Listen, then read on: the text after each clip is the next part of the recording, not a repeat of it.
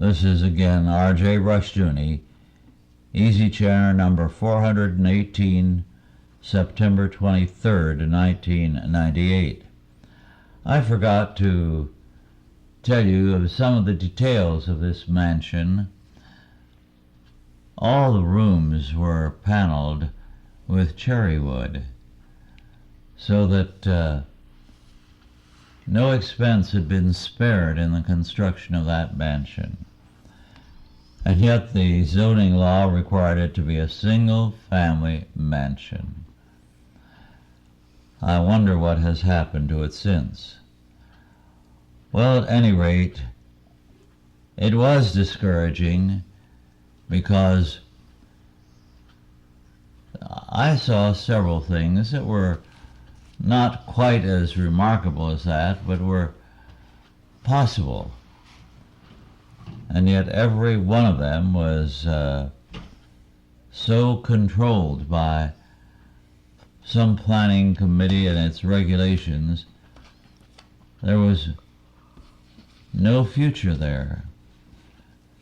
Can you imagine any family having a home with 23 bedrooms? They would have been excellent classrooms, excellent for a dormitory, but no, the stipulation was otherwise. I've often thought about that place. It was quite a remarkable building. Well, I was discouraged for a while after that, and then Dorothy spotted in the Sunday Examiner real estate section an ad for the place we have at present.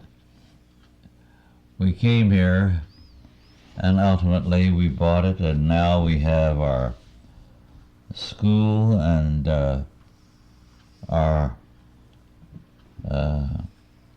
center with its offices and a couple of warehouses on the property. The Lord willing, one of these days, if the funds are available, we will build a library and create a study center. Now, in the process of all this, of course, I was doing a great deal of writing. And the goal of the writing was to present a full-orbed view of what Christian Reconstruction involved. I wanted it to be seen from the level of the family, the church, the state, all of life. And I have so written. The third volume of Institutes is being typeset at present and should be out before the end of this year. I have much more that, if the Lord grants the time, I want to do by way of addition. Certainly the family is an important part of Christian Reconstruction, a major tool, and I need to write on that. Now, over the years we have held a number of conferences. Early on in Southern California, with the cooperation of Walter Knott and his center there in Orange County, we had dinners and conferences of 1 or 2 days to promote Christian education. And at one time I could list a considerable number of schools that were started in various parts of the West as a result of our seminars. I also spoke on the subject across country. I did a great deal of traveling in order to promote Reconstruction and Christian education. And in both, I felt that we did succeed quite ably. Well, to return to the central purpose of Chalcedon, Reconstruction. I ran into hostilities immediately. The word has become a red flag to many, and in various parts of the world, I am told by friends as they write to me, they are working hard to apply our thinking without using the word Reconstruction or Chalcedon, for fear it will automatically turn off people. And as someone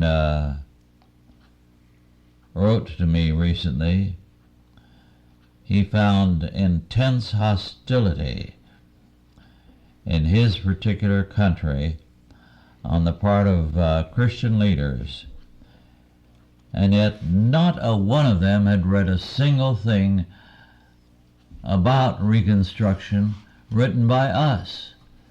It was just a hostility, a bigotry on their part. Well, this is the problem we face, but it isn't overwhelming because God is greater and more effectual than any of our enemies can ever be. We continue to grow. We have our problems, as currently a letter that just went into the mails makes clear. We've had quite a summer slump insofar as income is concerned. So unless the giving improves, we'll end the year in a bad way. But I trust that the response will be a good one, and we will end the year well into the black. But we need to do more. We need to grow. We need to have more men working, doing some research on various areas of study and thought, and how the Word of God applies to them, because we've just scratched the surface, and so much more needs to be done. The church and every area of life, and certainly no less the state, needs to be reorganized in terms of the whole Word of God. I have been, for some time, preaching in 1 Corinthians, and I'm beginning this coming Sunday on 2 Corinthians. Now, Corinthians is very interesting. It's a book or two books in which Paul deals with the fact that here's the world, here is our faith, and here's the task that confronts us. That what we have to offer is not a donum superaddendum, something added to a beautiful ice cream sundae, a cherry on the top, as it were, but the essence in terms of which everything else has to be remade and viewed afresh. As I pointed out in the tapes on 1 Corinthians, Paul is emphatic there that the resurrection has vast implications for all of life, for all of creation. That is much more than the fact that we rise again from the dead in the flesh.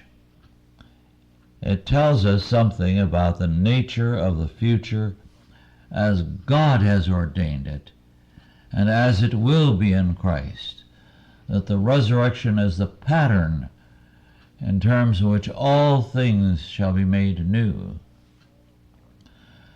And therefore, we cannot believe what we did before we became a Christian with Christ added and a belief in the resurrection added. No.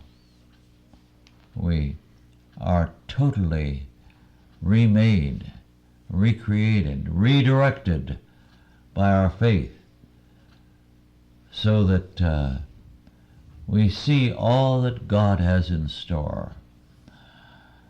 Now, this means that a great deal of writing has to be done about every area of life and thought, church and state, the family, and the sciences, the arts, much, much more.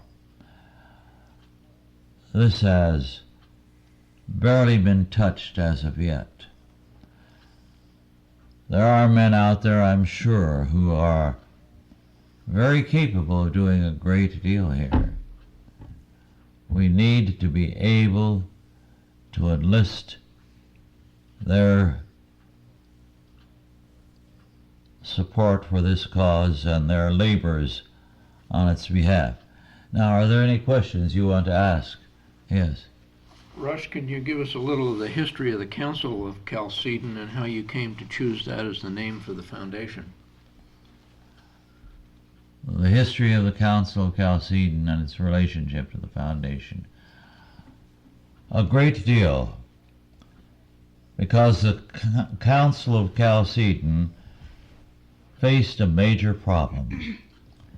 It was confronted by a world that was hostile to Christ, and when it became ostensibly converted, it wanted, like the Corinthians, to take the world as they knew it and add Christ to it, so that Christ was just a bonus. But the doctrine of the resurrection required that everything be seen in terms of the perspective of God. That God's goal was the resurrection of everything. All things made new. New heavens and a new earth, wherein dwelleth righteousness, justice. It was therefore a faith that, well, we might say, calls for a total revolution, turning upside down everything to bring into practice the Christian faith, to apply it to all things. Now, this has not really been done. And this is what we must start doing.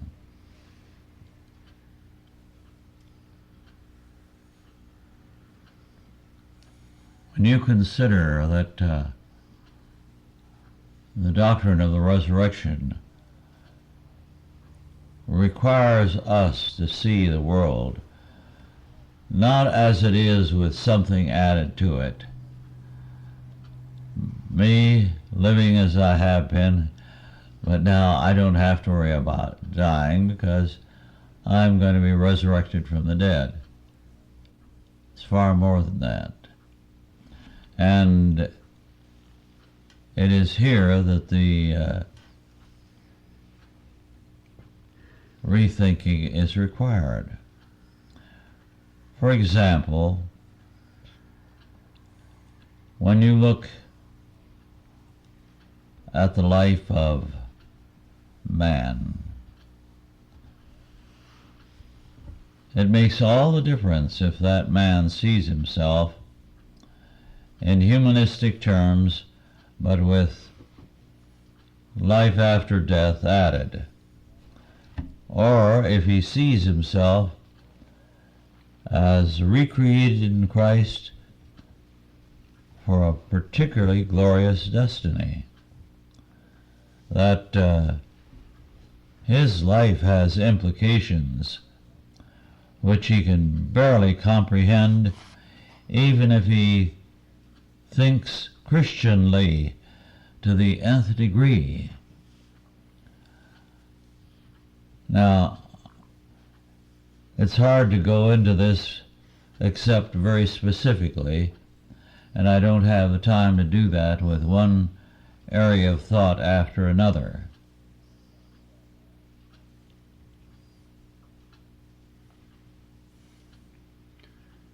Have you ever communicated with any of the people that have protested your theological views to find out if they've read, there must be some of them that have read some of your works, and if they have any specific objections? Well, those who have read them are not very honest about their objections. If you read Hal Lindsey, for example, he takes a passage, leaves out a great many words to make me say that we believe in salvation by works, which is exactly the opposite of what I said in the original. He was nailed in that lie by Steve Schlissel, but it hasn't made an iota of difference to anything he writes or says. So it's hard to deal with criticism of that sort. So the vast majority of criticism has been dishonest or non-objective? Yes, yes. It has been by people who are unwilling to change. I like the statement of one pastor who said, very frankly, if what you are teaching is true, then you have vastly increased the responsibilities of the church and the ministry to an impossible degree. Now, he was honest. He saw that it was going to increase the work to more than preparing a sermon for Sunday. And I know that in the early years, I would have people stand up and protest, interrupting my talk, because I was saying that the church should get involved in Christian education and the Christian school movement. To them, that was going to prevent the church from doing its duty in saving souls. So the criticisms have been very trifling.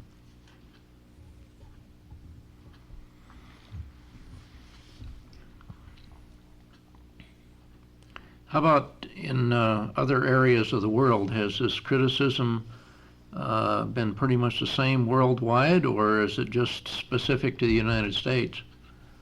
Pretty much the same. It has also been very strong on the part of many for political reasons. They attack me as a right-wing extremist. They are afraid of the kind of society that will be created. As a result, they want no part of Reconstruction because they see it as undermining their perspective, whether it be conservative or liberal.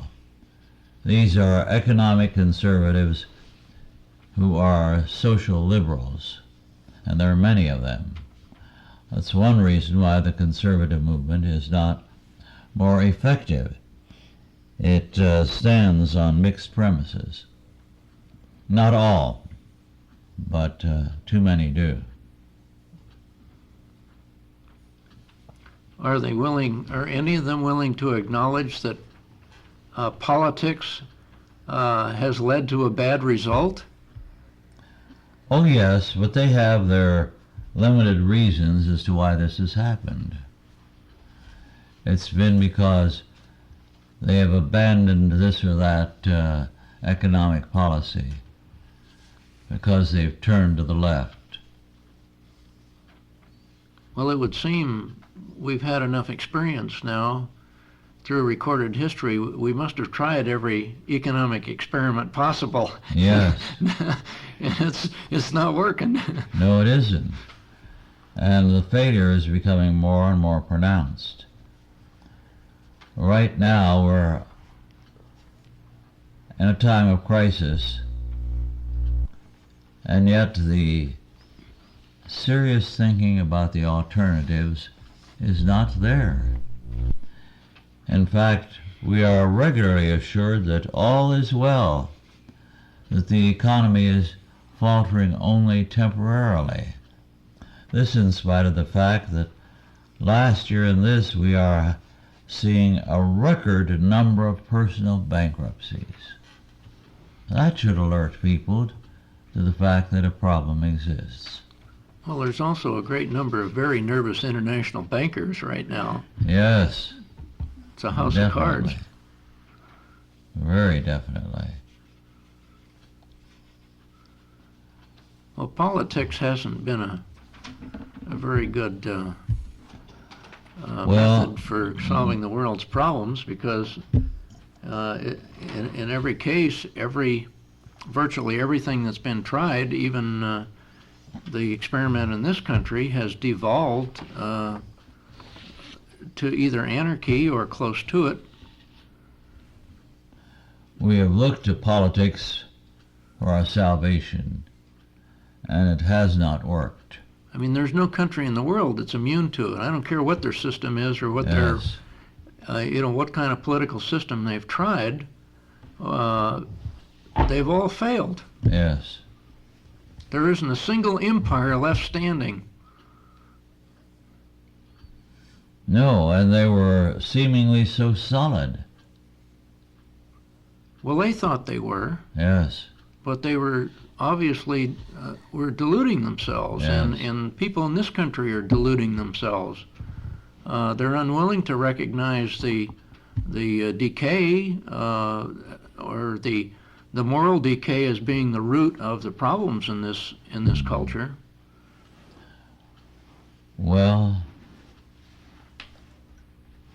in my lifetime, the changes have been enormous. When I was a child and a young man, the saying was, the sun never sets on the British flag. You looked at a map, and most of the globe was colored to indicate it was a British possession. Now, their possessions are a small handful. Supposedly, the empire has been replaced by the British Commonwealth of Nations. But it is questionable how solid that Commonwealth is. It seems to be more a case in which the Commonwealth members are free to exploit Britain, but there's no reciprocity. They can and have poured immigrants into Britain, but Britain cannot do the same to them. So it's hardly a situation of equality. Dad, a few years ago, mostly towards the end of the Carter administration, you were spending a tremendous amount of your time as a court witness in the Christian school trials, when there was a concerted effort in many states to bring Christian schools under controls and really to eliminate homeschooling. How did that come about, that you were suddenly called to so many trials in such short order? And could you tell us something about those trials? Well, my writings in the field, although not publicly acknowledged, apparently were fairly well known. And because of them, I was called to these trials. I don't recall how many. There were a considerable number. And they were from the latter 70s almost to the mid-80s. Then, by and large, the trials gave way to legislative efforts, and they may resume again, as you told me.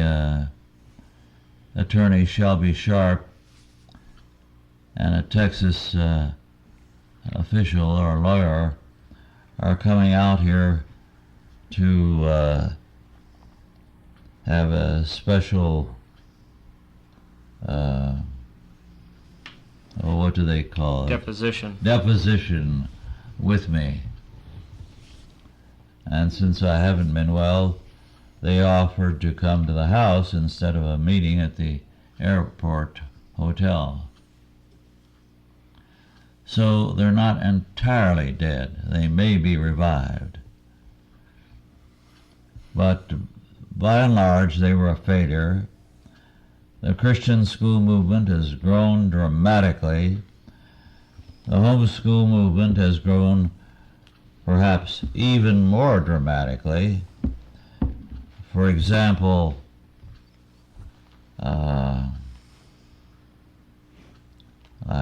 what's the name of the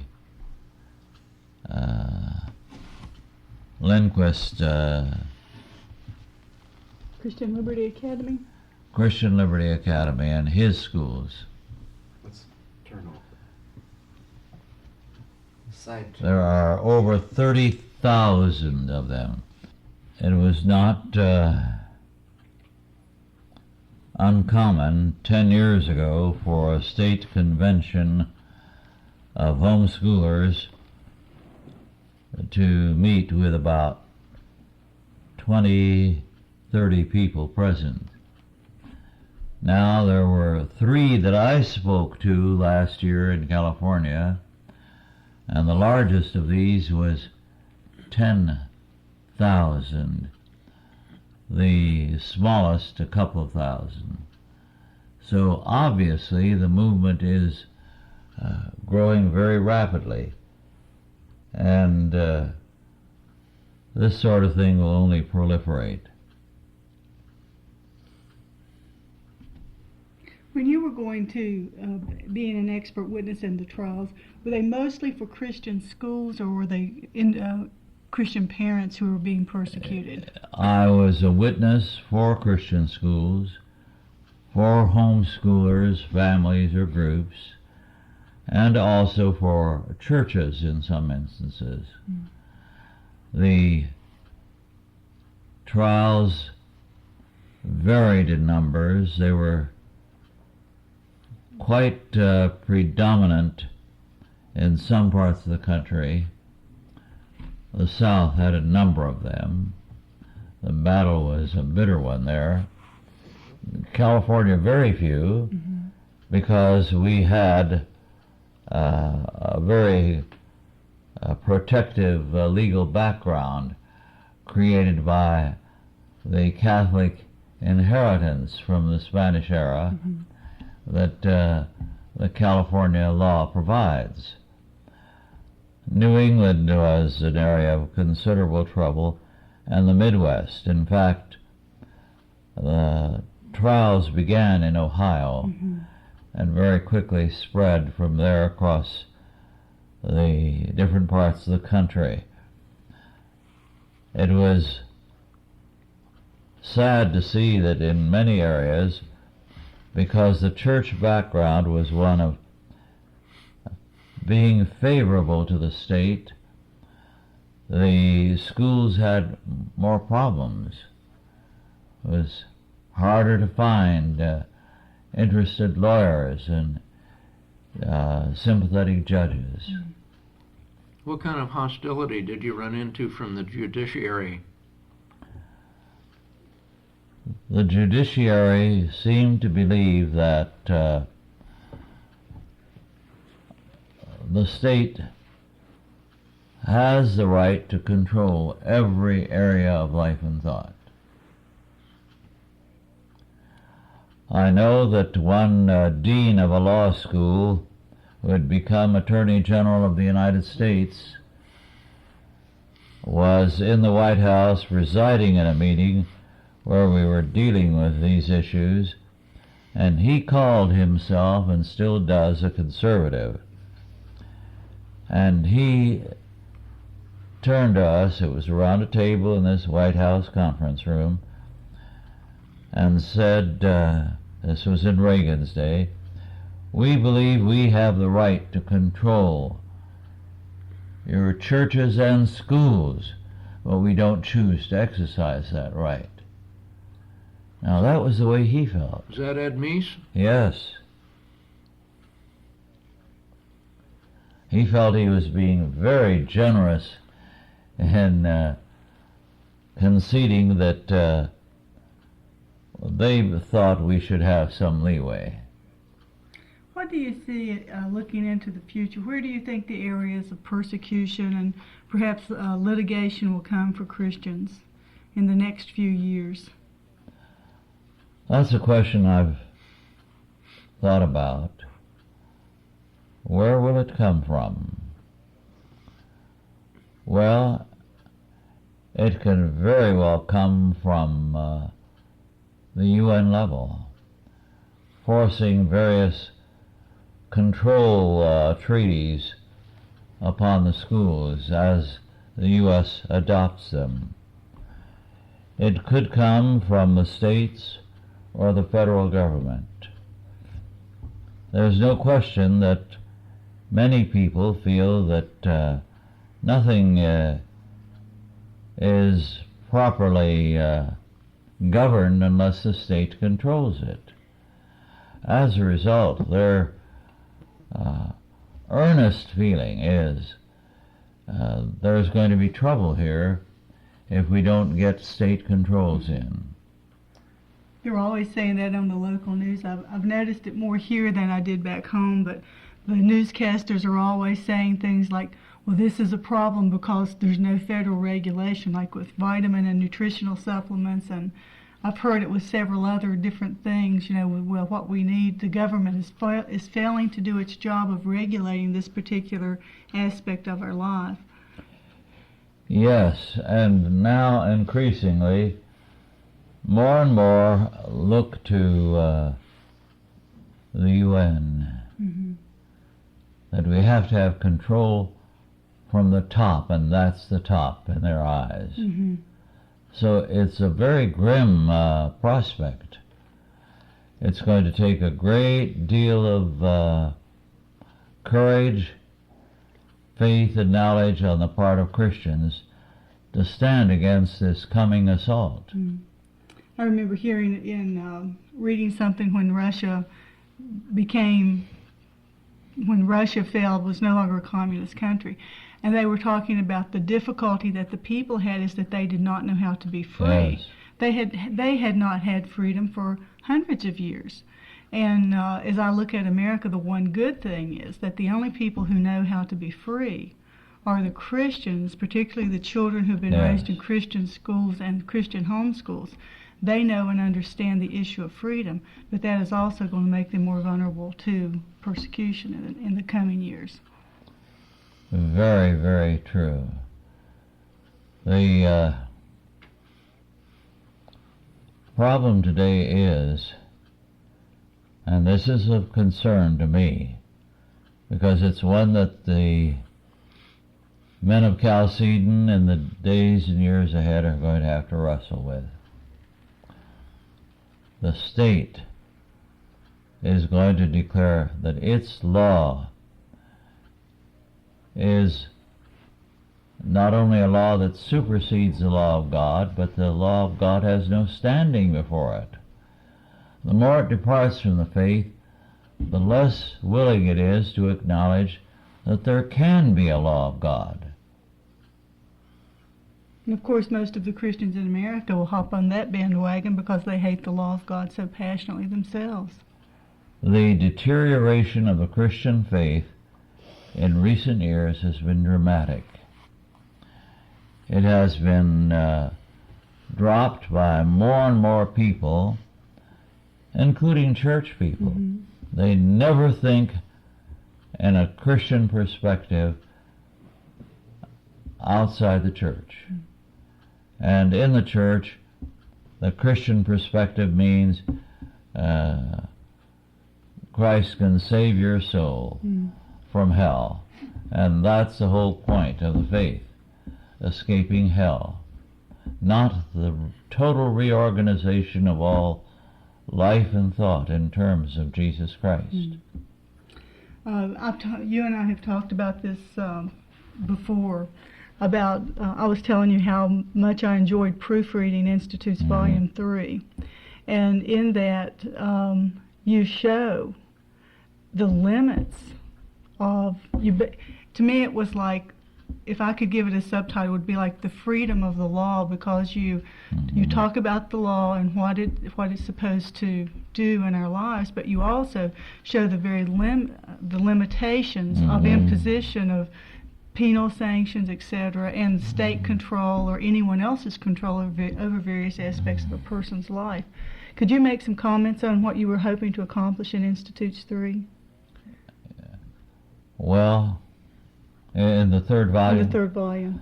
In the third volume, I point out that of the 613 laws that God gives in the Bible according to the rabbinic count, most are not enforceable by church, state, or family, only by God. Most are laws that are binding upon us, but not enforceable by us. So that it tells us that you cannot have a truly Christian society unless the faith is there in every individual person. That otherwise you have a dictatorship, enforcement from the top down. People made to conform to something that goes against the grain, which is basically what we have today. Now,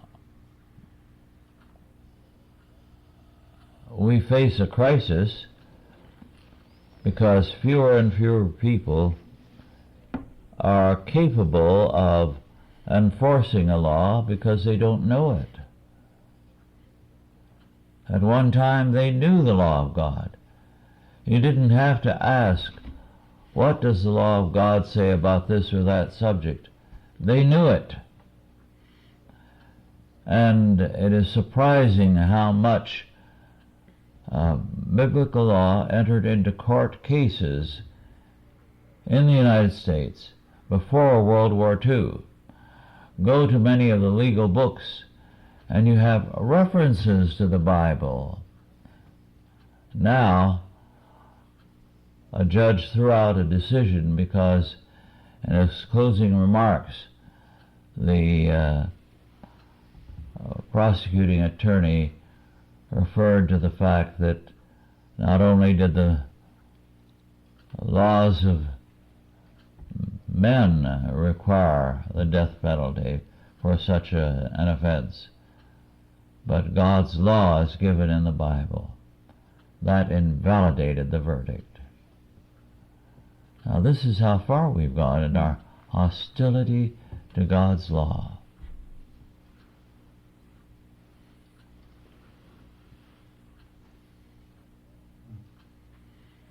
One of the things, to get back to a little more positive note, I mentioned that I wanted to see, and if God is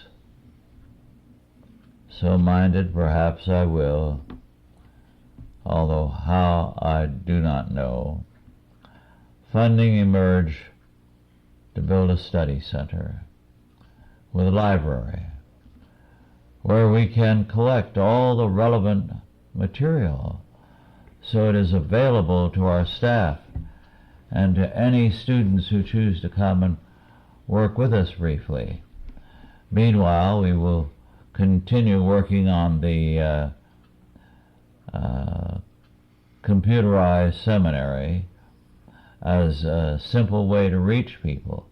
But we also need the library, the core, where all this material is available to our staff and to students who come to work with us. I feel very urgently about it because so much is being forgotten. So much has almost disappeared. I wish at present I had the money to buy a few very rare books dealing with some of these matters, and I finally, after years, located where they can be purchased. In the one instance, I have the book in question, one copy, but I'd like one for Chalcedon. Mine is very precious, and it is an old work. The other is one I have hunted for years and never been able to locate. And now suddenly it has appeared somewhere. I thought it had completely disappeared because books do get destroyed. Their value is not recognized, and since that is the case, they go to the city dump. You know, your research into education was very God-ordained, and basically your work with intellectual schizophrenia and messianic character of American education began the work of establishing Christian schools and homeschools. It was research that has given a mighty harvest. And now, thinking in terms of that and how significant research can be and what a bountiful harvest and millions of children now have received in Christian education because of your work. Looking at it from that perspective, with all of these millions of wonderfully educated Christian children out, if you could say an area of research or a couple of areas of research that you think needs to be done for the next movement of Christian Reconstruction, what would that be? Well, first of all, I have had a part to play in the Christian school movement, but it has been far bigger than I. It was underway when I began my work.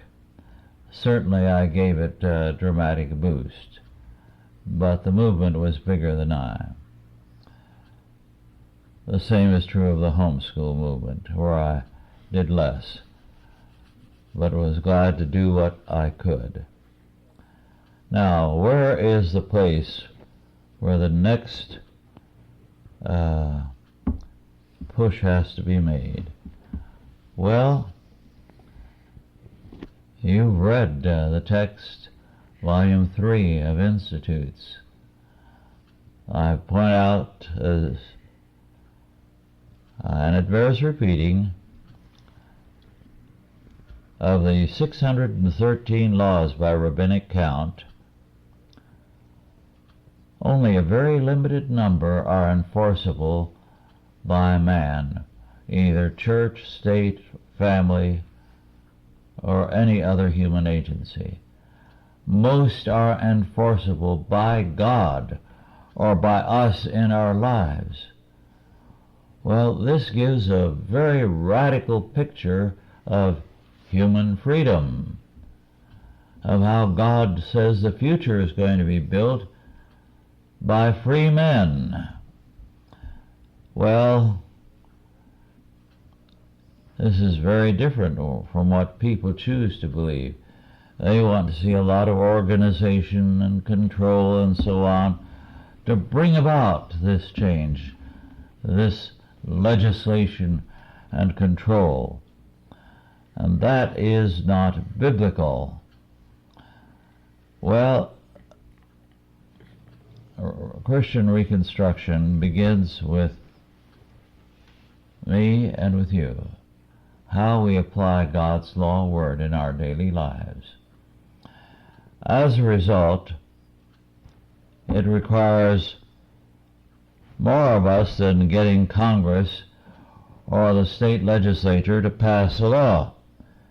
It requires of us to live by that law and to apply it. When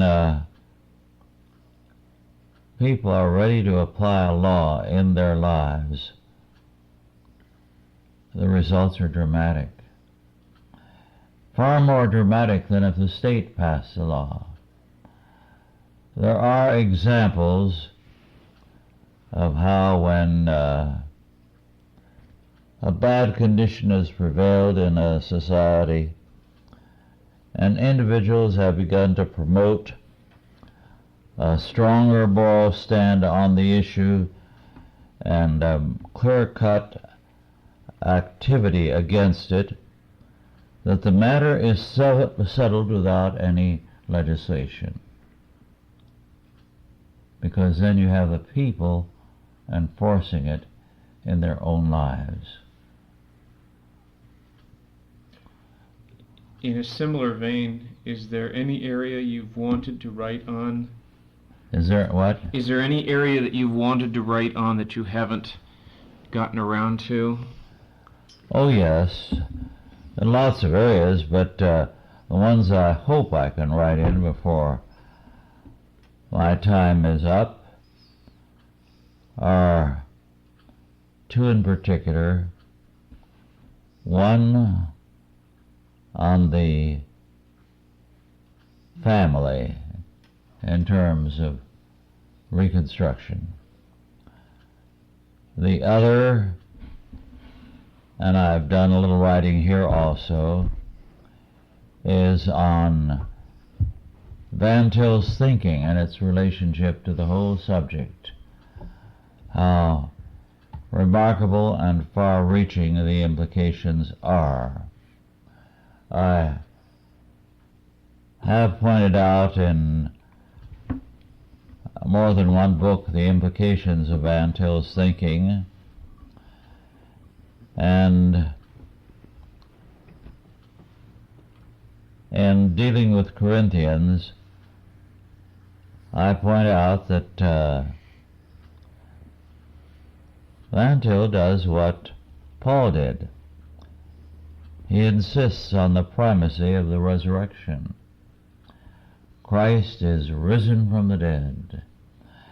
This is the beginning of the new creation, the beginning of a different kind of world and a different kind of life. So our thinking is to be governed not by the fact that, well, I'm a Christian now, I'm going to heaven, so okay, I can go around doing what I've always done, and as long as I keep my nose clean, I'm a good Christian. Not so.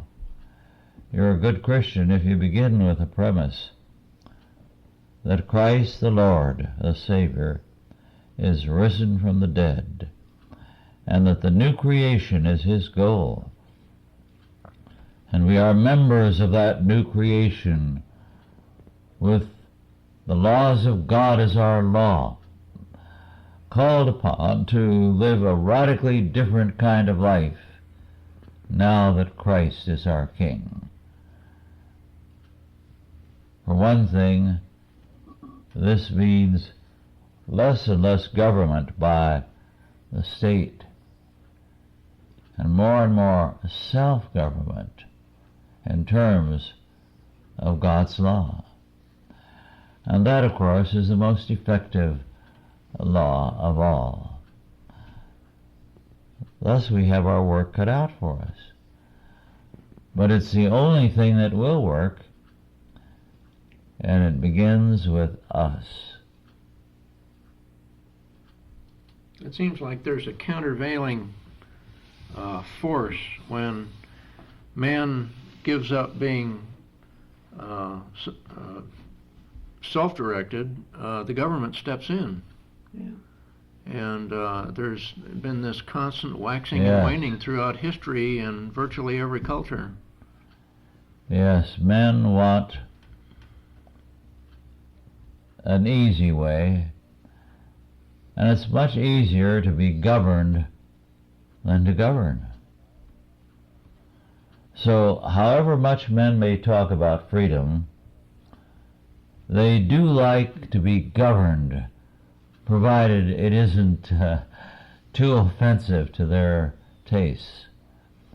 Self-government under God calls for moral standards they don't agree with, or don't like if they outwardly agree with them, and hence they prefer to duck them. They're inconvenient. Yes. I've had in the past, especially in my student days, people tell me that the trouble with God's law is that it exercises such a total control over one. And I said, all right, tell me what that total control, what that oppressive government is.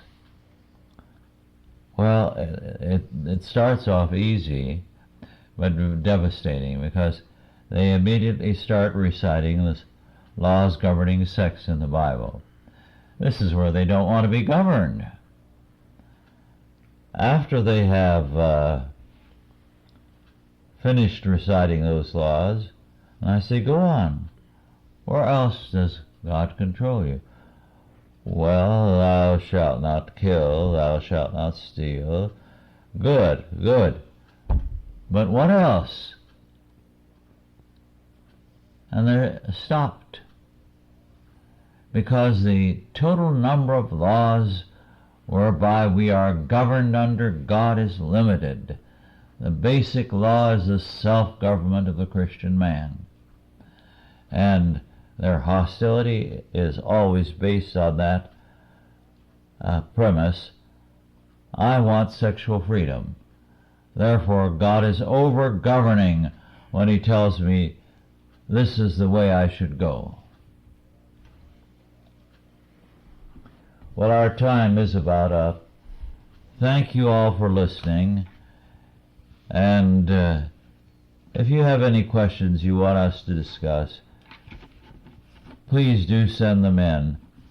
I promise I won't be as many years behind in dealing with them as I have with this question about the origins of Chalcedon. I hope our presentation has been of interest to you. Thank you, and God bless you.